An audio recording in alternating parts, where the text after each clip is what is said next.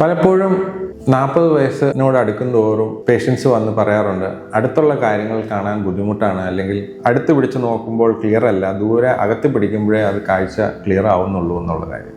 അത്രയും നാളും കണ്ണട ഇല്ലാത്തവർക്ക് പെട്ടെന്ന് ആ സമയത്ത് നമുക്ക് അങ്ങനെ ഒരു പ്രോബ്ലം വരുന്നത് നാച്ചുറൽ ആയിട്ടുള്ള ഒരു പ്രോസസ്സാണ്. നമ്മൾ നാച്ചുറലായിട്ട് ഒരു അടുത്തുള്ള കാര്യങ്ങളിലേക്ക് നോക്കുമ്പോൾ നമ്മുടെ കണ്ണിൻ്റെ പവർ മാറ്റാനുള്ള ഒരു കഴിവ് നമുക്കെല്ലാവർക്കും ഉണ്ട്. ദൂരേക്ക് നോക്കുമ്പോൾ വേറൊരു ഫോക്കസും അടുത്തേക്ക് നോക്കുമ്പോൾ വേറൊരു ഫോക്കസുമാണ് നമ്മൾ ഉപയോഗിക്കുന്നത്. ഈ കഴിവ് ഒരു പ്രായം കഴിയുന്നതനുസരിച്ച് അത് കുറഞ്ഞു വരും. അത് നമ്മുടെ ലെൻസിൻ്റെ ഫ്ലെക്സിബിലിറ്റിയും അത് മാറുന്നത് കൊണ്ടാണ് പ്രധാനമായിട്ട് അത് സംഭവിക്കുന്നത്. ആ ലെൻസ് ഫ്ലെക്സിബിൾ അല്ലാണ്ട് വരികയും ചെയ്യും, അതുപോലെ തന്നെ ആ ലെൻസിൻ്റെ സൈസ് കൂടി വരികയും ചെയ്യും. അപ്പോൾ അതുകൊണ്ട് നമുക്ക് ഈ പറഞ്ഞ ഫോക്കസ് അടുത്തേക്ക് കൊണ്ടുവരുമ്പോൾ ബുദ്ധിമുട്ടായി വരും. 40 വയസ്സ് കഴിയുമ്പോഴാണ് നോർമൽ ഡിസ്റ്റൻസിൽ ഫോക്കസ് ചെയ്യാൻ പറ്റാണ്ട് വരുന്നത്. ആ നോർമൽ ഡിസ്റ്റൻസിൽ ഫോക്കസ് ചെയ്യാൻ പറ്റാണ്ട് വരുമ്പോൾ നമുക്ക് അതിനായിട്ട് അടുത്ത് ഫോക്കസ് ചെയ്യുന്ന രീതിയിൽ ഒരു കണ്ണട ഉപയോഗിച്ച് തുടങ്ങണം. ഇത് പല രീതിയിലുള്ള കണ്ണടയുണ്ട്. ഒന്ന്, നമുക്ക് വായിക്കാനുള്ള പവർ മാത്രമുള്ള കണ്ണട. ആ കണ്ണടയിൽ നമുക്ക് അടുത്ത് ഫോക്കസ് ചെയ്യാനുള്ള പവർ മാത്രമേ ഉണ്ടാവുള്ളൂ. ദൂരേക്ക് കാണണമെങ്കിൽ അതിൻ്റെ പുറത്തൂടെ നോക്കിയാലേ ദൂരേക്ക് കാണാൻ പറ്റും, അല്ലെങ്കിൽ അത് എടുത്ത് മാറ്റിയാലേ ദൂരേക്ക് കാണാൻ പറ്റുള്ളൂ.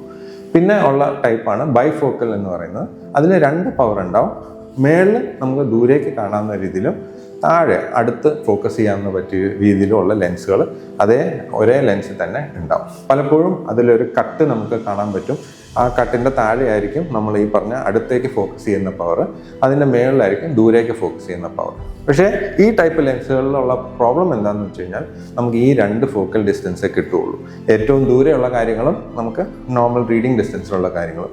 ഇതിൻ്റെ ഇടയ്ക്ക് ഒരു കമ്പ്യൂട്ടറിൻ്റെ ഡിസ്റ്റൻസ് അല്ലെങ്കിൽ ആ ഇടയ്ക്കുള്ള ഡിസ്റ്റൻസിലുള്ള കാര്യങ്ങൾ നമുക്ക് ഫോക്കസ് ചെയ്യാൻ കുറച്ച് ബുദ്ധിമുട്ട് വന്നേക്കും, പ്രത്യേകിച്ച് ഒരു പ്രായം 50 വയസ്സൊക്കെ കഴിയുന്ന സമയത്ത്. എന്തുകൊണ്ടെന്നാൽ 50 വയസ്സ് കഴിയുമ്പോൾ ഈ ദൂരെയുള്ളതും അടുത്തുള്ളതും തമ്മിലുള്ള പവറിൻ്റെ ഡിഫറൻസ് കുറച്ചുകൂടെ കൂടുതലായിരിക്കും. അതേസമയം 40 വയസ്സിൽ അത്രയും കൂടുതൽ ഉണ്ടാവില്ല. മൂന്നാമത്തെ ടൈപ്പ് ലെൻസാണ് പ്രോഗ്രസീവ് ടൈപ്പ് ലെൻസ് എന്ന് പറയുന്നത്. പ്രോഗ്രസീവ് ടൈപ്പ് ലെൻസിൽ ഈ പറയുന്ന ദൂരേക്കുള്ള പവറും അടുത്തേക്കുള്ള പവറും ഉണ്ടെങ്കിലും അതിലൊരു ക്ലിയർ കട്ടും ഇല്ല. അത് ദൂരേക്കുള്ള പവറുണ്ട്. ഇൻ്റർമീഡിയറ്റ് അല്ലെങ്കിൽ അത്ര അടുത്തേക്ക് അല്ലാത്ത ഡിസ്റ്റൻസുകളിൽ 100 സെൻറ്റിമീറ്റർ ഡിസ്റ്റൻസിലൊക്കെ കാണാൻ പറ്റുന്ന രീതിയിൽ ഒരു ചെറിയ പവർ ഇടയ്ക്കും ഉണ്ടാവും. അത് കൂടാണ്ട് ഏറ്റവും അടുത്ത് കാണുന്ന രീതിയിൽ ഒരു വായിക്കാനുള്ള പവർ ഏറ്റവും അടിയിലും ഉണ്ടാവും. അപ്പം ഈ 3 സോൺ പവറുകളാണ് കോമൺ ആയിട്ട് കാണുന്നത്. അതുകൊണ്ട് തന്നെ നമുക്ക് എല്ലാ ഡിസ്റ്റൻസിലുള്ള പവറും നമുക്ക് പ്രോഗ്രസീവ് ലെൻസിൽ വരും. പക്ഷേ ഈ കണ്ണടയിൽ ഒരു ഫിക്സ്ഡ് ഏരിയയിൽ മാത്രമേ ഓരോ സ്ഥലങ്ങളിലും ഉള്ള പവർ ഉണ്ടാവുള്ളൂ. അതായത് ദൂരേക്ക് നോക്കാൻ ആ കണ്ണടയിൽ ഒരു ഫിക്സ്ഡ് സോൺ ഉണ്ട്, ഇടത്തുള്ള ഡിസ്റ്റൻസിലേക്ക് നോക്കാൻ അതിലൊരു ഫിക്സ്ഡ് പവറുണ്ട്, ഏറ്റവും അടുത്ത് നോക്കാനും അതിലൊരു ഫിക്സ്ഡ് പവർ ഉണ്ടാവും. അപ്പം ആ കണ്ണട നമ്മൾ ഉപയോഗിച്ച് തുടങ്ങുമ്പോൾ നമുക്കിത് എവിടെയാണ് എങ്ങോട്ടാണ് നോക്കേണ്ടത് എന്നുള്ളൊരു ചെറിയ കൺഫ്യൂഷൻ എല്ലാവർക്കും വരാറുണ്ട്.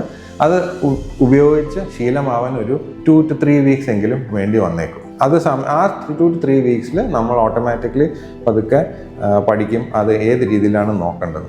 സിമ്പിളായിട്ട് പറഞ്ഞു കഴിഞ്ഞാൽ നമുക്ക് ഏറ്റവും അടുത്തുള്ള കാര്യങ്ങൾ ഏറ്റവും താഴെ വെച്ച് നമ്മൾ താഴേക്ക് ആംഗിൾ ചെയ്ത് തന്നെ നോക്കണം. ഇൻ്റർമീഡിയറ്റ് ആയിട്ടുള്ള ഡിസ്റ്റൻസിലുള്ളത് നമ്മൾ ആംഗിൾ ചെയ്ത് താഴേക്ക് നോക്കണം, പക്ഷേ ഇത്രയും താഴേക്ക് നോക്കണ്ട, ഇടയ്ക്കുള്ള ഇതിലാണ്. നേരെ നോക്കുന്നത് നമ്മൾ നേരെ തന്നെ നോക്കണം. താടി പൊക്കി ഇങ്ങനെ നോക്കിക്കഴിഞ്ഞാൽ നമ്മൾ വായിക്കാനുള്ള പവറിൽ കൂടെ ആയിരിക്കും നോക്കുക. അപ്പോൾ നേരെ ഉള്ളത് ക്ലിയർ ആവില്ല. അതുകൊണ്ട് തന്നെ നമ്മൾ തല നേരെ വെച്ച് സ്ട്രെയിറ്റ് നോക്കിയാൽ നമുക്ക് ദൂരെയുള്ള കാര്യങ്ങൾ കാണാവുന്ന രീതിയിലായിരിക്കും ഒരു പ്രോഗ്രസീവ് ലെൻസിൽ ഉണ്ടാവുക. ഓരോ പ്രാവശ്യം പ്രോഗ്രസീവ് ലെൻസ് നമ്മൾ അപ്ഗ്രേഡ് ചെയ്യുമ്പോഴും നമുക്ക് ഒരു ചെറിയ ഡിസ്കംഫർട്ട് തോന്നാൻ സാധ്യതയുണ്ട്. പിന്നീട് നമുക്ക് അതിൻ്റെ പവർ ചേഞ്ചും ആ ലെൻസിനുള്ള പൊസിഷൻ ചേഞ്ചും കാരണമാണ് അത് സംഭവിക്കുന്നത്. അത് നമ്മൾ ഒന്നുകൂടെ അതൊന്ന് പരിചയിക്കാൻ കുറച്ചുകൂടെ സമയം കൊടുക്കണം. പ്രോഗ്രസീവ് ലെൻസ് ആണെങ്കിലും ബൈഫോക്കൽ ആണെങ്കിലും എല്ലാ 2-3 വർഷം കൂടുമ്പോൾ നമുക്ക് അതിൻ്റെ പവർ കൂട്ടിക്കൊണ്ടിരിക്കേണ്ടി വരും. നമ്മളൊരു 60 വയസ്സാവുന്ന വരെ ആ പവർ കൂട്ടണോ വേണ്ടയോ എന്നുള്ളത് നമ്മൾ ഇയർലി ചെക്കപ്പ്, അതായത് എല്ലാ കൊല്ലവും ചെക്ക് ചെയ്തുകൊണ്ടിരുന്നാലേ നമുക്ക് മനസ്സിലാവുള്ളൂ. നമുക്ക് തോന്നുന്ന സ്ട്രെയിൻ അനുസരിച്ചും അതേസമയം നമുക്ക് പവർ ചെക്ക് ചെയ്യുന്നതിലൂടെ നമുക്കത് മനസ്സിലാക്കാം ഈ അടുത്ത പവർ കൂട്ടാനുള്ള സമയമായോ ഇല്ലയോ.